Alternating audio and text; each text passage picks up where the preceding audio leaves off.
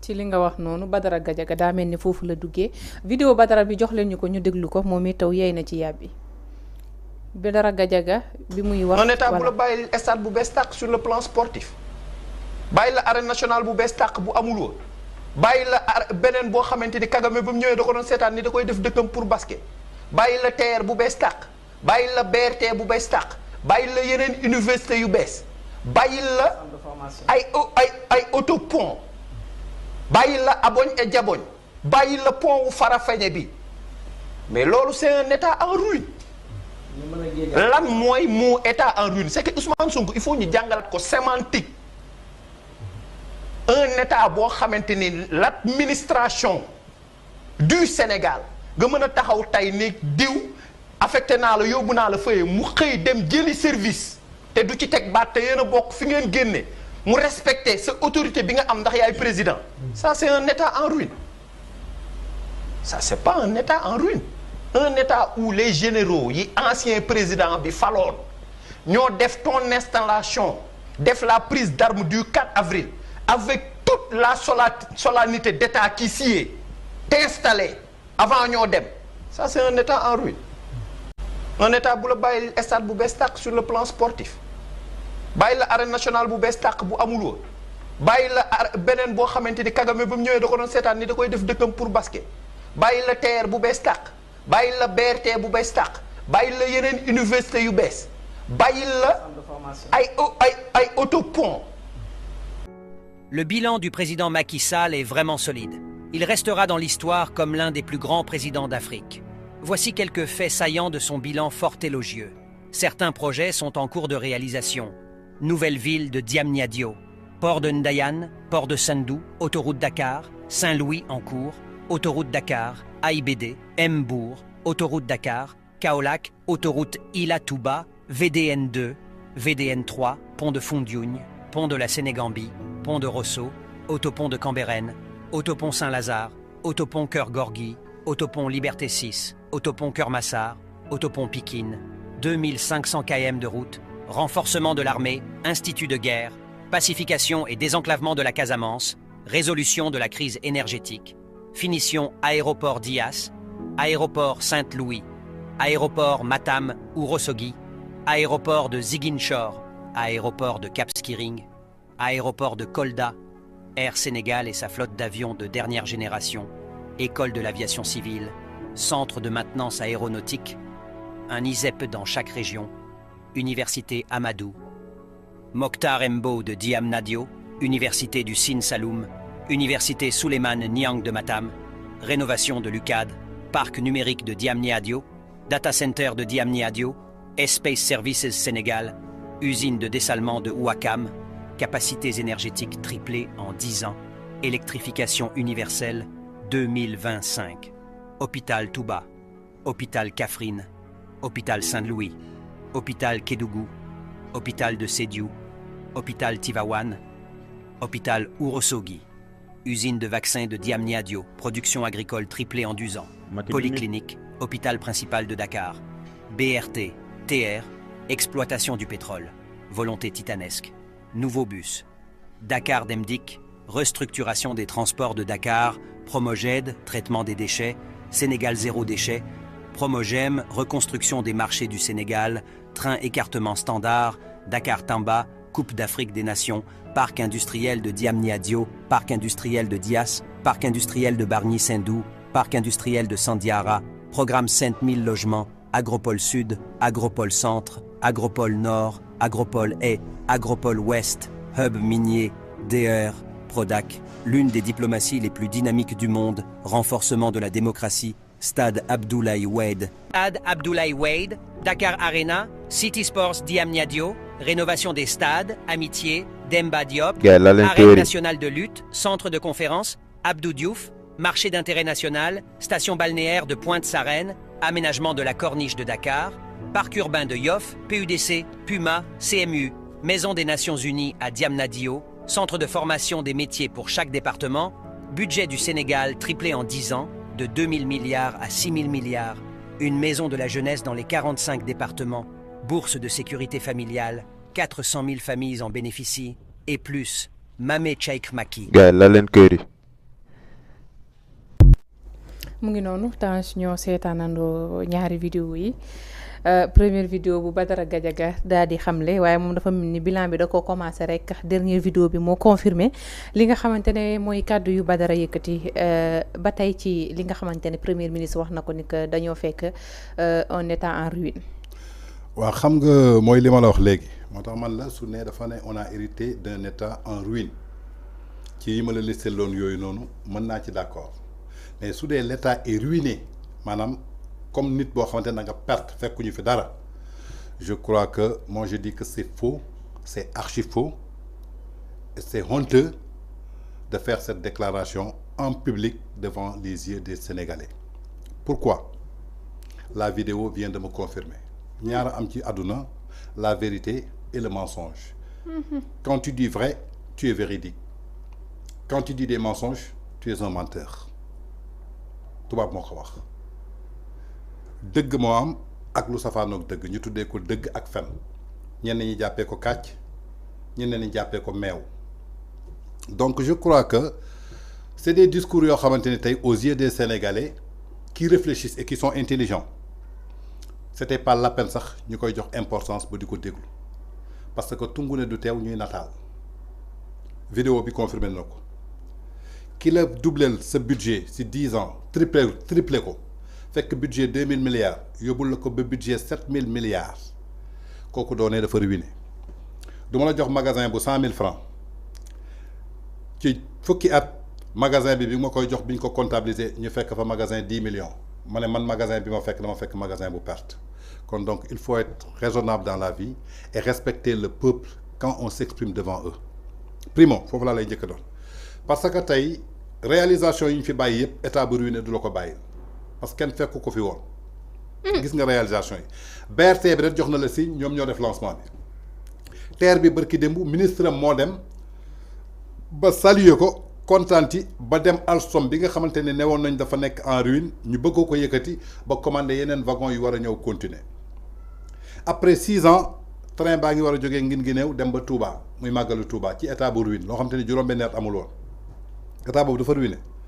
stade Me Abdoulaye Wade gisuñu ko fi woon centre conférence Abdou Diouf amu fi woon foofu la ñu defee seen prestation de serment foofu la ñu waatee les hôpitaux yi gis nañ ko bourse familiale yi gis nañ ko lépp luñ fi teg gis nañ ko tey mën naa la ne budget bi ñuy wax rek budget de l'État du Sénégal tey suñ ko xaymaa biñ ko voté ñu ngi ko voté Assemblée nationale sous l'ère du ministère du budget Amadou Moustapha Ba kan moo nekkoon directeur de prévision budgétaire il s'appelait Cheikh Diba moo nekkoon ci ginnaaw Amadou Moustapha Ba félicité Amadou Moustapha Ba félicité ko kon donc su dee wàllu koppar am nañu koppar te ba ñuy Macky Sall di dem bàyyil na leen 850 milliards ci budget bi parce que budget dañ koy voter par trimestre ci 250 milliards yooyu bàyyil nañ leen fi 230 milliards boo xamante ni xobbet xaalis bu weex tal 230 milliards ñoom ñu ñëw dem yëkkati ji eurobond de 450 milliards sur un taux d'intérêt de 7,75% ñu war ko fay ci diiru juróom-ñaari at. boobu Macky Sall am na eurobond bi mu jëloon ñu ne eurobond baaxul mu jël ko ci taux wu 6,65% ñu war ko fay ci fukki at ak juróom taux d'intérêt Macky Sall moo gën a yomb seen taux durée bi mu ko war a fay moo ëpp seen durée kon donc naka nga mën a waxee dañu fekk un état ruiné ce qui est faux archi faux et je dirais que c'est catégoriquement faux ben ba ca topp ñu jëli ji 60 milliards ci UEMOA budget 7003 milliards bi dafa amoon benn déficit budgétaire bu toll ci 800 milliards. pour que mu couvrir atum 2024 bi yëpp. ci biir loolu ñu dem FMI ne leen da ngeen nekk sur dépassement ci wàllu financement da ngeen yor xaalis boo xamante ni dafa ëpp li ngeen soxla Zeyna téléphone bi nga bëgg a jënd ñaata ngay jëndee téléphone bi 100000. kon ñaata nga soxla 100000 tey Zeyna soo amee 150000 kon am nga lu dépassé li nga jëndee téléphone bi kon mën ngaa jënd téléphone bi ba desee 50000 man la comme desee nga 50000 nag 50000 yooyu jël ko nga commencé ko fay bor yi nga xamante ni Macky Sall bàyyi woon na ko fi pour 15 ans nga anticiper bor boo waroon fay tey jii le 31 août moo nga ko waroon fay tey man la demal nga fay ji ko le 10 maanaam da nga anticiper da nga yor ku yorul du ko def. kon donc Sénégal foofu la toll on a hérité de ce Sénégal. Badara Gadiaga bi mu yox position man gisuma Badara Gadiaga. xaw ma Badara xam naa ko du ñu déggante téléphone. xalaat bi mu am man ma am xalaat boobu parce que ñun dañu bokk sur les hommes véridiques. Les hommes véridiques vont donner un message véridique maanaam mooy waxu dëgg. Les hommes menteurs vont donner des messages mensongers te loolu la ñuy dégg. Sénégal nag dañu soxla loo xam ne bàyyi la aboñ et jabo ba ca topp tey Cheikh Diba boobu ma la wax. moo doon directeur de prévision budget bu Sénégal. ñoom ba ñu ñëwee ci seen gouvernement moom la ñu tabb def ko ministère des finances moom kon li mu waxoon démb xanaa kon du dëgg donc si nit ñëw na tey muy pantalon disqualifié ñu ne réew mi dafa nekk en ruine kon Cheikh Diba boobu lan mooy rôle am est-ce que consulté nañu Cheikh Diba suñu consulté woon Cheikh Diba dina leen ne dafa nekk ruine wala nekkul ruine kon tey nan naka laa mën a jiitee benn affaire ma war a am conseil interministériel ñu waxtaane lépp loo xamante ne mooy xew ci semaine bi ba pare may génn di def déclaration boobu le peuple sénégalais jël leen acte le Sénégal mosul nekk en ruine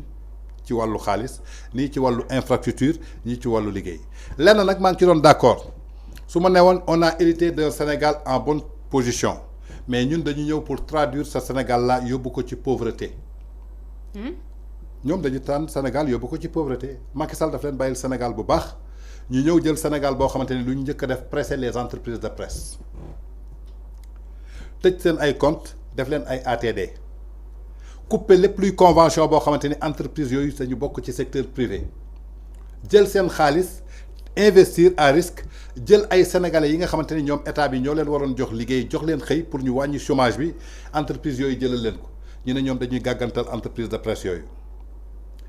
sunu làmb tëj na stade tëj na parce que mënatul dem lu tax mënatul dem te mi ngi doon dem ci jamonoy Macky Sall ci ban jamono la mënatul dem ci seen jamono kon ruine su amee ñoom ñoo bëgg a ruiner état du Sénégal 20 employés ñàkk nañ fa seen salaire 20 employés yooyu ñaata nit ñoo dépendroon ci ñoom muy seen jabar di seen yaay di seen famille seen jabar seen yaay seen famille ñaata tailleur ñoo dépendroon ci ñoom ñaata jaaykatu jën ñoo dépendroon ci ñoom donc foofu la ñu yóbbu réew mi. port on a menacé 700 emplois yoo xamante ni ñu ngi fa doon xëy di fa am au minimum 100 000 francs dalee nañ leen fa. LONASE 400 personnes soo demee ci wàllu santé 64 personnes soo demee ci marchand ambulant yi nga xamante ni ñu ngi toogoon sur place di dóor dàqee di am chaque jour jëlee nañ leen fa yàq nañu seen bagage yóbbu nañ leen ci chômage tey soo demee ci jakartamaan yi donte ñoom ñoo leen bàyyi nekkuñu en situation régulier tey ñu ci bëri amatuñu lu ñuy yóbbu tey soo xoolee ndaw yi nga xamante ni seen yaakaar fii la nekkoon seen waajur yi am ci ñoom yaakaar dee nañu ci géej bi li ko indi ñoom amatuñu espoir tey ñi nga xamante ni ñoo doon liggéey ci littoral bi di maçon yi di manœuvre yi di coffreur yi tey nee nañu arrêté nañ ko ci diiru ñetti weer yooyu ñooñu ñëpp dañoo dem en chômage yóbbu nañu ñooñu ci ndóol jaaykatu ndékki bi fa doon toog jaaykatu añ bi fa doon toog jaaykatu gerte caaf bi fa doon toog jaaykatu ndox bi fa doon toog donte yaakaarul ci état mi ngi fa doon gagné tuuteem xañ nañ ko li mu doon am foofu kooku dellu na ci ndóol kon tey ñoom ñoo yóbbu Sénégal ci benn ndóol par rapport ak lan seen incompétence par rapport ak seen lan seen ñàkk xam état par rapport ak seen lan ñàkk xam nu ñuy gérer état par rapport ak seen lan am xolu vengeance bëgg a venger wu ci kaw ay nit yoo xamante ni jotewuñu ak dara Sénégal. kon est-ce que tey du anticiper li nga xamante ne ci kanam bu Sénégalais yi commencé jooy tu ñu ne waxoon nañ leen que lii lañ fekk ci réew mi. ça veut dire que c'est pas cohérent ku taxaw ci opposant nga ne man maa mën maay xutbu zaman maay ku sell ki maay Seydina nangam te ci sa carte d'identité Seydina nekku ci état civil Seydina nekku ci nga dem ba jël turu yonent bi sell ñi tegal la ko ci sa tur xaw laa méngaleeg moom wax dëgg yàlla nga ne maa mën ci ñaari weer ma soppi xar kanam wax dëgg yàlla sooy soppi xar kanam li fi Macky Sall bàyyi ci réalisation donc ci ñaari weer yow war naa mën a gis 700 employés yu nekkoon port yeneen 700 dugg fa. littoral yi nga xamante ni 10 000 employés yu ñu fa menacé yeneen 10 000 dugg fa. presse bii nga xamante ni ñu ngi doon recruter 10 ba 5 employés entreprise bu nekk mën a recruter plus de 5 wala 15 donc loolu laa doon xaar ci ñoom donc on ne peut pas anticiper sa échec. képp kuy anticiper sa échec ça veut dire que xamal ni xamoo mënoo laajte woo kon waroo woon sàkku di laaj réew kuy laaj réew da ngay xam lan mooy réew kuy laaj réew da ngay xam naka la ñuy liggéey réew kuy laaj réew da ngay xam nu ñuy tabaxee réew yow lan nga xam ni ko Bougane Gueye Dany waxee dagg juuti lu dul dagg juuti xamoo ko si fukki at ak juróom xamoo dara lu dul dagga juuti maanaam mooy lan boutique bi ubbi na xaaral ma dem xool redressement fiscal télé bi ubbi na redressement fiscal rajo bi ubbi na redressement fiscal kii tabax na kër redressement fiscal ana xaalis bi dugal naa ko ci kees bi lii ñoo ko dajale maanaam mooy lu ñuy pàccoo suba yow li ngay pàccoo rek ngay xool yow mosoo tabax benn entreprise ba jël ci juróomi nit ñuy jaay ndox bu sedd génneel ma benn entreprise boo xamante ni da nga ko tabax jël juróomi congélateur dugal fa di fa congelé buy bisaab ndox ak kerem su midi jotee nga jël juróomi ndaw nga leen kaay leen nga jël thermos bi dem jaaye ji su ngoonee soo wàccee ma fay la nangam mosoo ko fi def kon kooku est-ce que mën na tabax réew kooku mën na gérer réew tey Cheikh Diba bii nga xamante ni mooy ministère des finances expérience bu mu am ci gestion état expérience bu mu am ci budget expérience bu mu am ci décaissement dem wuti ji xaalis moom mii tey nekk jëwrinam xamu ko tey moom mii ci seen conseil des ministres ñoom ñi tabb directeur général bu impôt et domaine ñoom ki ñu tabb pour mu nekk directeur foofu kooku moo leen ëpp xam-xam parce que ñoom mosuñu nekk directeur des impôts et domaines inspecteur la ñu nekk seen compétence ak seen xam-xam ci inspecteur la yam tey naka nga mën a jiitee ku la ëpp xam-xam ah naka la ñu mën a jëlee benn taalibe boo xamante ni tey lañ ko indi ci daara bi pour mu jàng alxuraan waxtu julli jot imam bi taxaw ñu ne taalibe bi demal nga jiite ci ah on se pose la question ndaw julli war ah kon donc il faut qu'on se dise la vérité ils étaient à l'opposition pour réclamer quelque chose boo xamante ni xamuñu ko lu ñu doon réclamer l'état du Sénégal lan la ñu proposé woon des solutions solution bi anamu moom si boppam moo njëkk ñëw toog conseil des ministres ne li ma leen waxoon ci solution pareegul ñu ngi koy bind. fin wu mais tey même bu pareewul am na lu mu commencé quand même. waa déglu ma kon waroon nañ am lu ñu appliqué. waa déglu ma commencé wu ñu dara. lu pareegul kay c'est parce que commencé nañ ko commencé wu ñu dara. commencé wu ñu dara parce que livre bi génn na publier nañ ko def nañ ci conférence de presse lu ñu bind ba mu jeex tàkk nga lire ko nga ne lépp a ngi ci biir nga ñëw taxaw nga ne parewul kon lan moo nekkoon ci livre bi. lan moo nekkoon ci livre bi ba ca topp Diomaye moo génn kaso ne leen programme bi nuñ ko bindee baaxul parce que kaso la ñu nekkoon ci biir loolu nag sénégalais yi matadi 54,28% ne nañu donte projet amul programme bi baaxul mais dañ leen di teg ci boppu réew mi kon donc la faute engage aussi les 54,28% qui ont porté leur choix par rapport à ce nouveau régime kon donc ñooñu tey je crois que dañu trahir tout un peuple boobu ñu trahir xam nga mooy kan mooy tey les 18 millions de sénégalais malgré constitution moo maye majorité mooy jiite mais am na ñoo xamante ne tey àndu woon nañoo ak ñoom bokkuñu ak ñoom tey 54,28% yóbbaal na leen lan moo ñu ko teg maanaam mooy constitution donc quelqu'un qui te dit que on a trouvé de l'état en ruine peut-être fekk nañu état en ruine sur des catastrophes ci ay yàq mais côté xaalis fekkuñu ko fi ci côté liggéey fekkuñu ko fi tey liñ fi fekk ci xaalis ñoom mënoon nañu renforcer lépp loo xamante ne emploi la mënoon nañu anticiper sax jël ci xaalis boobu subventionné yenn produits yu mel ni day di courant ba mu wàññeeku Amadou Ly Akile wax na leen courant bi du wàññeeku lu tax parce que contrat bi ñu signé mooy 3000 mégawatts avec West Energy bu kii nga xamante ni maanaam mooy Samuel Sarr alors que tey amul appel d'offre gré la donc loolu mooy yokk courant bi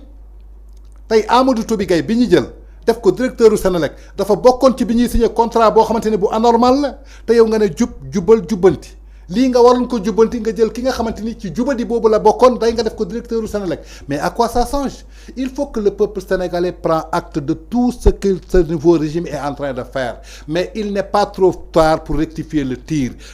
xam nga fan la prochaine législative permettez à ce nouveau régime de n'avoir aucun député à l'Assemblée nationale loolu mooy xeex bi mbéjum kanam borom moo koy fajal boppam su dee sénégalais yi bëgg nañ ko faj nañ leen xaar ci boppu législatif yi su dee bëgguñu ko faj ñi bàyyi ñu leen di dóor yar bi fii ak 5 ans bu kenn yuuxu point final.